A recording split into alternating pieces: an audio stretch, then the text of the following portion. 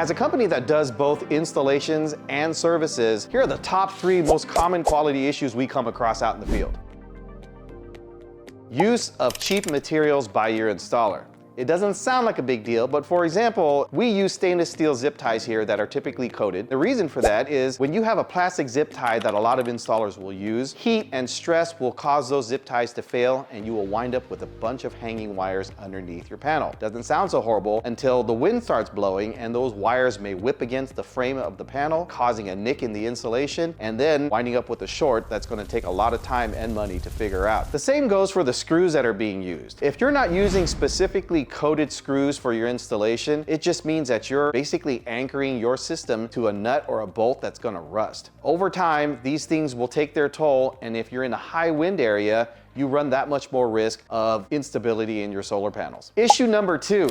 Missing roof rafters when you're installing the footings for your solar. We have seen lots of systems where we go out to do a troubleshoot and we also can't help but notice that there are a number of screws or bolts that are not even lined up with the home's rafters. So what this means is instead of shooting that screw into solid wood, they've instead just penetrated the wooden sheathing on the roof surface, creating a hole that's not sealed. Is going to be an entryway for water, and in some cases you can actually see that screw poking through the ceiling from inside the house. So the last quality issue we see when it comes to solar installations is sometimes installers will forget to flash and seal their footings. When you're working on the roof and it's 100 degrees outside and you've got dozens of footings to do, sometimes you're going to be in a rush and you're going to forget to possibly install a flashing and apply sealant to the base of one of those footings. This definitely happens a lot with companies that mandate single day or same day type installation. The crew is basically always in a rush. We don't operate